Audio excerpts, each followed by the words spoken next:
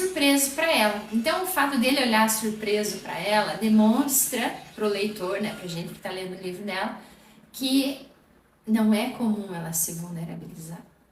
E isso eu achei incrível ela admitir no livro, né? Porque eu fico pensando, ela é uma pesquisadora já há 20 anos, uma pesquisadora séria, e ela admite no livro dela, uma mulher que construiu os livros dela baseado na vulnerabilidade dela, a dificuldade que ela mesma tinha e o quanto essas entrevistas ajudaram ela a aprender a se vulnerabilizar.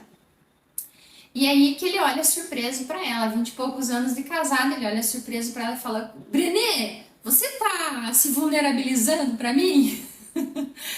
E aí ela meio sem graça, meio sem jeito, ela fala sim, né? E aí ele, caramba, mas não tinha outro momento para vocês. É sempre ser o mais lindo, o mais bonito, o mais certo sobre tudo, o que tem razão sobre tudo, percebem? Então o efeito colateral da vulnerabilização é você também criar esse espaço onde você começa a observar o quanto o teu ego resiste a não tá certo, o quanto o teu ego ele precisa ter razão, o quanto o teu ego ele precisa ser o melhor, o mais desejável, o mais bonito, o mais lindo em todos os lugares. Isso é o teu ego, não é você, não é a tua consciência.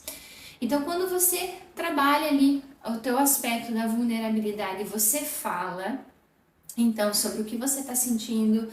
Eu estou me sentindo insegura a respeito dessa situação, eu estou percebendo que eu fiquei desconfiada aqui, como a Brené Brown fala lá no meio do rio, ela diz, eu achei que a gente ia ter um momento romântico aqui, eu e você. Eu não lembro exatamente como ela fala, mas ela fala para ele.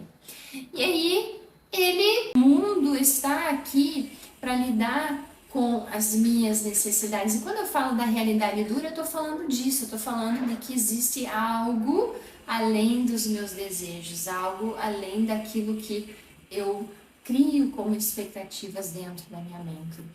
Então, quando ela tá lá e ela não se vulnerabiliza, muito provavelmente ela vai ir para um campo no qual ela vai alimentar os estados egóicos dela.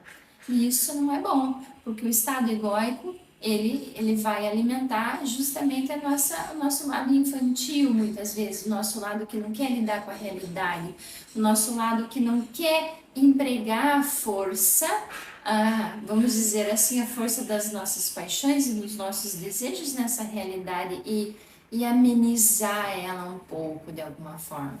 Então, quando ela observa, ou seja, foi criando um cenário, foi criando expectativas e de repente ela se viu deparada com a realidade. E a realidade foi que o marido dela estava não grosseiro, mas ao ver dela, ao sentir dela, ele estava no mínimo distante, apático.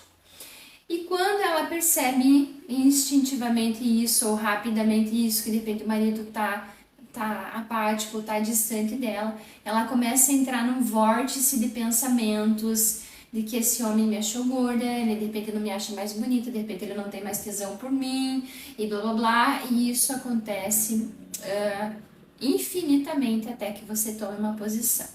Então, respondendo aqui, por que a vulnerabilidade ela é importante? Porque a vulnerabilidade é esse lugar onde você reconhece esse posto no qual você se sente vulnerável.